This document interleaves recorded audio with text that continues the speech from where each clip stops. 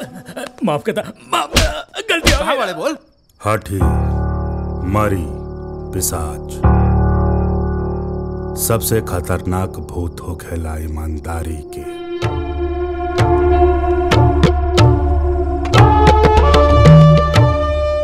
हमरा बाबूजी के सबसे वफादार आदमी हवन। एकरा पर तोर जादू ना चली, छोड़ दे। एकरा पर हमार जादू चली।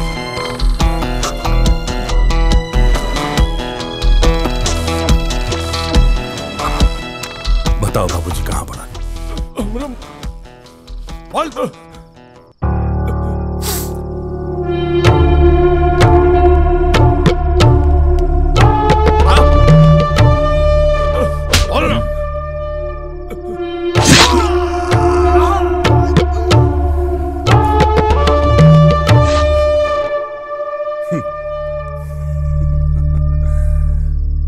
कर्जा लेके खरीद ले बानी ये एप्पल, ज्ञान ना होके तब काहे खातिर तक करोड़पति बाप के लइका है हम, लेकिन एगो एप्पल खरीदे का औकात नहीं है। जानता रे काहे? हमारे बाबूजी अपन प्रॉपर्टी हमारा नाम लिखन कर चाहत, प्रॉपर्टी के पेपर लेके भाग गए बाड़ा। जब तक ये प्रॉपर्टी के पेपर हमरा हाथ ना लगी तब तक हमरा भिखमंगा की जिंदगी जिए के पड़ी। ए भाई, एगो एप्पल दे दे ना भगवान के नाम पे। ए भाई, एगो एप्पल दे दे ना भगवान के नाम पे। ए भाई, एगो एप्पल दे ना भगवान के नाम पे। ए बाबा दे ना रे। नवाब बन के रहे के शौक बा हमार। क्या सुन, तू बता, तोरा अपाहिज बन के रहे के बा कि लाश बन के रहे के बा? बोल। भैया जी, भैया जी और बाबूजी के पता चल गल। भैया जी का बाबूजी के पता चल गई। बाबूजी वृद्धाश्रम में छुप के बैठल बनी। बाबूजी के पता चल गई, बाबूजी के पता चल गई। बाबूजी वृद्धाश्रम में बाड़न। सुन, तू जल्दी जो। जी भैया। एगो बात याद रखिए, दुश्मन बाप जहरीला सांप से भी खतरनाक हो गया। जरूरत पड़े ना ओकर मुंडी कोच दिए, लेकिन प्रॉपर्टी के पेपर लेके आई। जाते भैया। जो जो जो जो जो बाबूजी के पता चल गई, बाबूजी के पता चल गई। अब जो तोरा के माफ कर देनी। जो जो जो जो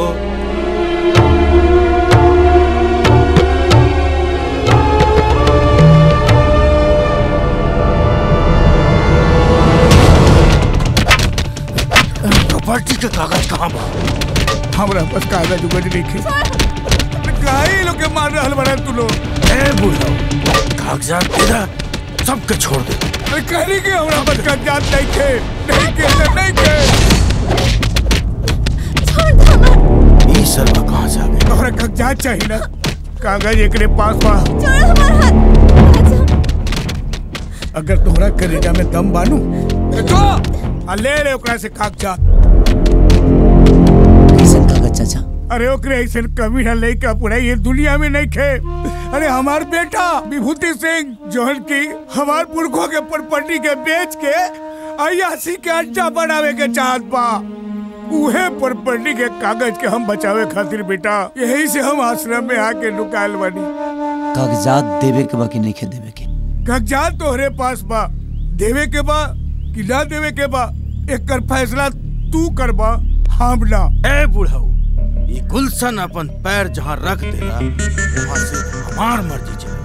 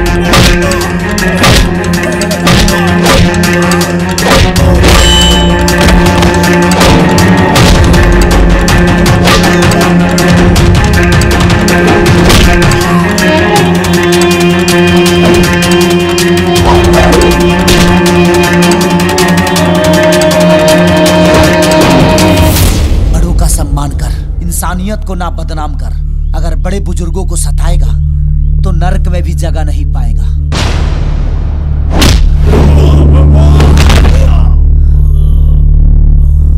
चाचा,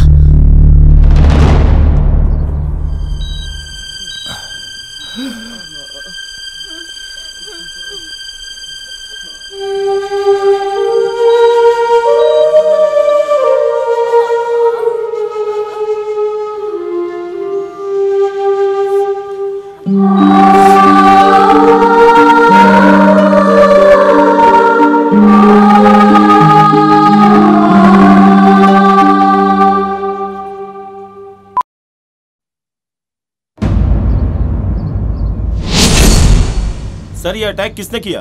आपको क्या लगता है इस घटना के पीछे किसका हाथ है?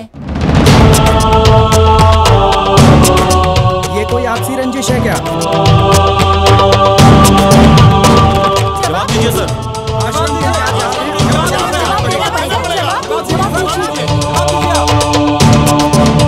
लोग अपन माई बाप का आश्रम ई खातिर छोड़ेला क्यों लोग सुरक्षित रहे, लेकिन कहाँ बा सुरक्षित लोग? अगर हमनी के माई बाप के कुछ हो जाई तो ओकर जिम्मेदार के होई? बस आप लोग खुद जिम्मेदार बानी अपने माँ बाप के जख्म के। कैसे कि लोग खुद लिया के आश्रम छोड़ ले रहनी। जब वो लोग ठीक रहे तो एको बेर भेंट करे काहे ना नी लो। हमनी के सबसे बड़ा परेशानी ई बा, जब बाप माई ठीक रहेला ना तो केहू चिंता ना करे, लेकिन जब वो लोग के कुछ हो जाला तो दिमाग के बत्ती जल जाला। वो लोग पर प्यार उमड़ेला। उहे प्यार तब कहे ना उमड़ेला जब माई बाप के साथे रही ले रुआ सभे। अजब विरमना बे दुनिया के। जिंदा रहेला ना त केहू वो लोग के कीमत ना समझेला। जब स्वर्ग सिधार जाला त काम कजिया में बहुत सारा पैसा खर्चा होला। 200 तकिया, रजाई, गद्दा, पलंग, अलमारी तकले दुनिया दान करेला। यहाँ तकले कि 50 प्रकार के भोजन बना के हित नाता रिश्तेदार गांव जवार सबके खियावल जाला। जब आप सब अपने बेटा बेटी के हॉस्टल भेजी ले तो कनी के एक बार बुलाई ले, घरे लेके आई लेना। लेकिन माई बाप के साथ कहा करी ले, अपने आत्मा से पूछी लो। माई बाप दुख तकलीफ उठा के हमनी के पालेला पोसेला बड़ा करेला, लेकिन हमनी के जब सियान हो जाइए सा तो वह माई बाप बोझ हो जाला। वो लोग के साथे रहे में परेशानी होला। वो लोग के अच्छा बात भी हमनी सबके बुरा लगेला। छोटी छोटी बात खातिर लड़ाई होला, झगड़ा होला। और एक दिन ऐसा न आवेला कि हमनी के अपने माँ बाप के ही घर से निकाल दिले जा। का बताई, एगो माई जब अपना बेटा के पैदा करे लेना तब कबो सुंदरता के मोह ना करे हो, लेकिन एगो सुंदर बीबी के चक्कर में हमनी के अपने माँ बाप के ही घर से निकाल दिले जा। बीबी बच्चा के साथ देश दुनिया में घूमी ले जा, शॉपिंग कर ले जा तो बहुत अच्छा लगेला। लेकिन माई बाप घर में पड़ा रहेला और घुट घुट के जिएला, ओकर परवाह केहू ना करेला। जब माई बाप बूढ़ पुरनिया हो जाला ना तो ओकर दिल दिमाग एगो बच्चा के हो जाला। और एगो बच्चा के कितना अरमान होला, लोग अपना बचपन से सीखी, अपना बच्चा से सीखी। फालतू सवाल कैला से कुछ ना हुई। पहले अपना जमीर के जगाई लो। बेटा पतो का होला, एगो बेटा के फर्ज का होला, पहले एक के समझे के कोशिश करी लो। किसी ने ठीक ही कहा है, मां की दुआ कभी डाली नहीं जाती, मां की बद्दुआ कभी खाली नहीं जाती। एक मां मेहनत मजदूरी बर्तन मांज के 4 बच्चों का पेट पाल लेती है, लेकिन आज के डेट में 4 बच्चों से एक मां पाली नहीं जाती। आप इतना ज्ञान बांट रहे हैं, क्या आप अपनी माँ बाप की सेवा करते हैं? हमारा किस्मत में वो सौभाग्य नहीं है। हम अनाथ बानी।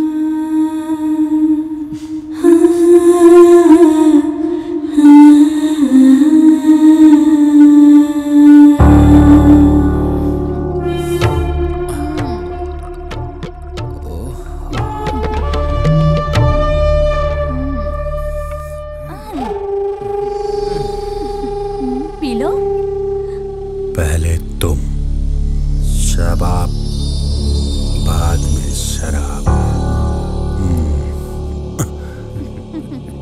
शराब से ज्यादा नशा तोहरा में पा। भैया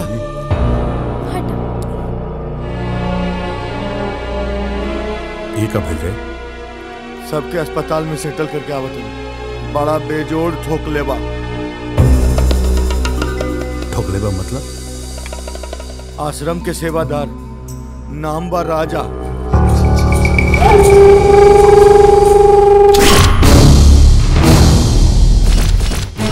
राजा ई लौंडियाबाजी के सीन देख के समझ में आ गई कि देवता समान बाप के राक्षस बेटा ते ही। भैया से इज्जत से बात करा। जड़ा करा जाए बैठा एकरा मुंह पर थूक के जाइया। ढेर मत बोल, ना तो हमरा से भूतमजी करे के अंजाम तोरा शायद पता नहीं के। हम सिर्फ इतने जाना तानी कि तोरा मौत का अंजाम बहुत बुरा होके वाला बा। ते दारू ना अपने बाप के खून पियता है। ते बेटा ना घिनौना पाप पड़े जे पर पट्टी खाती अपने बाप के बेमौत मारल चाहता रे। कबो दिल से सोचले बड़े कि तोर बाप तोरा के पर पट्टी काहे निखन देहल चाहत। देख राजा, हमार एगो बुराई बाकी हम सोचे रही ना जेमे हमरा खुशी मिलेला वह काम करेला। जवना खुशी के समंदर में बड़े बड़े राजा महाराजा के रजवाड़ा तक ले डूब गए, ओमे तोर परपट्टी बुझबुझी तक ले ना छोड़े। ते दाना दाना खाती मोहताज हो जाई और मंगला पफीक तक ले ना मिले। और ये बात तोर बाबूजी अच्छी तरह से जाना था। उनका भावना के समझे के कोशिश कर, उनका प्यार के महसूस कर। उ नेखन चाहत कि उनकर बेटा भीख मांगे, दर दर के ठोकर खाओ। माई बाप चाहे जैसे भी होके, लेकिन वो अपने औलाद के हमेशा खुशी चाहेला। लेकिन शायद ही तोरा ना बुझाई। तोरा प्रॉपर्टी के कागजात चाहिए ना, ले। लेकिन बेचे से पहले एक एक पन्ना ठीक से पढ़ ली है। तोर बाप खून पसीना से अपन सपना के एगो घर सजौले बड़े, जे घर राजकुमार सिर्फ ते बाड़े, सिर्फ ते। और ते अपने हाथ से बर्बाद कर चाहता है। हम जाना तानी अपने हाथ से अयासी के कटोरा लेके भीख मांगे के शौक बना, तब बेच दे प्रॉपर्टी। काहे से कि वो बाप के बुढ़ापा के लाठी के सहारा बने के तोरा औकात नहीं के। और हाँ, आज तोहरा वजह से तोर बाबूजी अस्पताल में जिंदगी और मौत से जूझ रहा पड़े। अगर अपने पाप के प्रायश्चित कर चाहता रहे ना, तब बेटा होके के फर्ज अदा कर दे। एक बार अपने बाप से जाके जरूर मिल ली।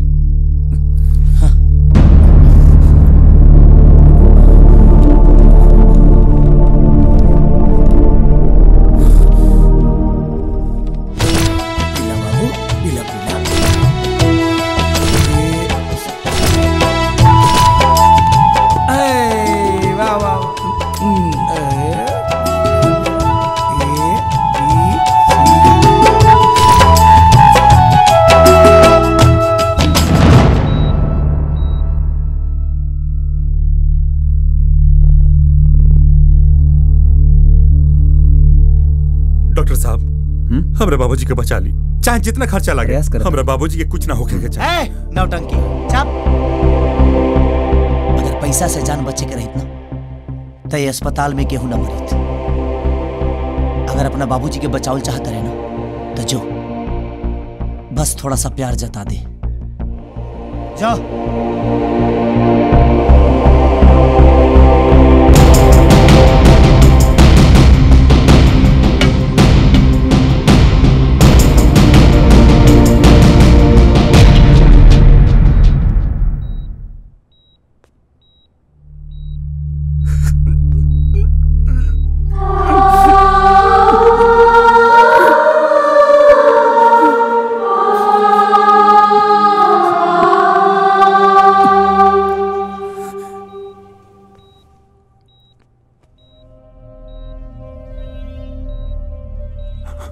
बाबूजी, बाबूजी,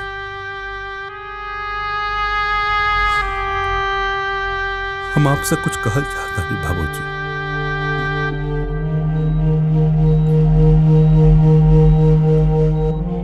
जिंदगी भर वो हमरा के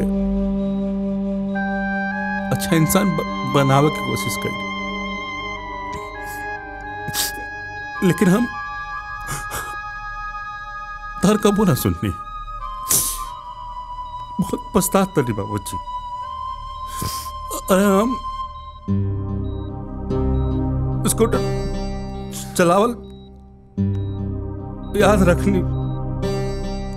रखनी बाबूजी, लेकिन साइकिल चलावल भुला गए।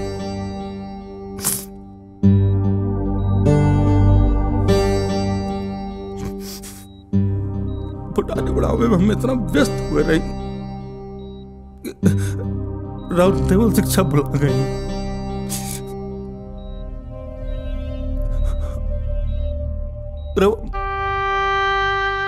बाबूजी, और वो हमरा कबो ही ना कहने की तू अमीर बन बेटा, बहुत अमीर बन ना, डॉक्टर बन ना, इंजीनियर बन ना, तू खाली अच्छा इंसान बने खातिर कहले रहा ना। लानत बाबा बोजी। अच्छा इंसान तो छोड़ी, अच्छा बेटा भी ना बन पानी।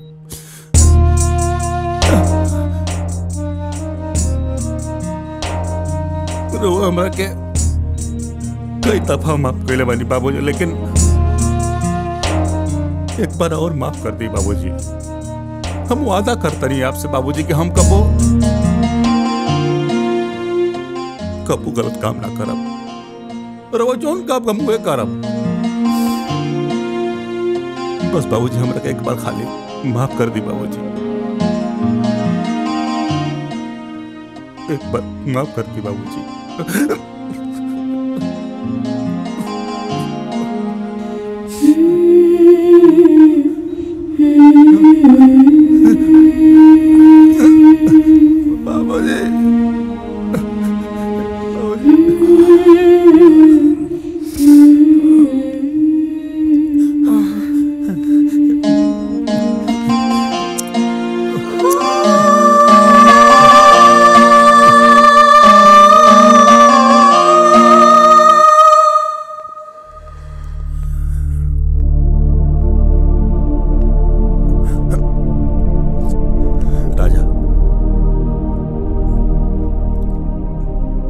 धन्यवाद भाई, हमरा के ये एहसास दिलावे खातिर कि माँ बाप से बड़ा ई दुनिया में केहू नहीं के। तू तो अनाथ होके भी भाई बूढ़ लोग के सेवा करता रहा। हमारे बाबूजी बहुत बढ़िया जिंदगी जियत रहा, लेकिन हमरा वजह से यही जा पहुंच गए मौत के मुंह में। के कहला कि समाज सुधारे खातिर साधु संत पैगंबर की जरूरत बा ना भाई, बस तारा जैसन एगो लड़का के जरूरत बा भाई। फक्र बस तारा जैसन पे, तू महान बाड़ा।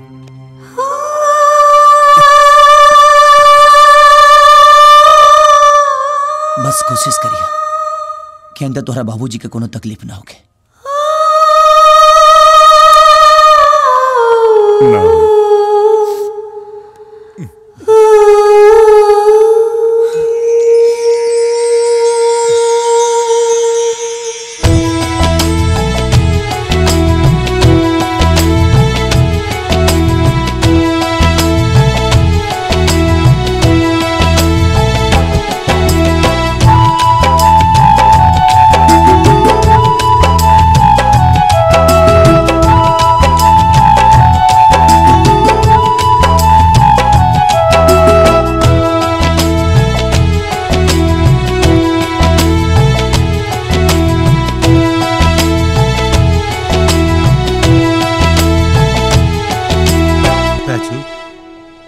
सब लोग अपना परिवार में चली गई।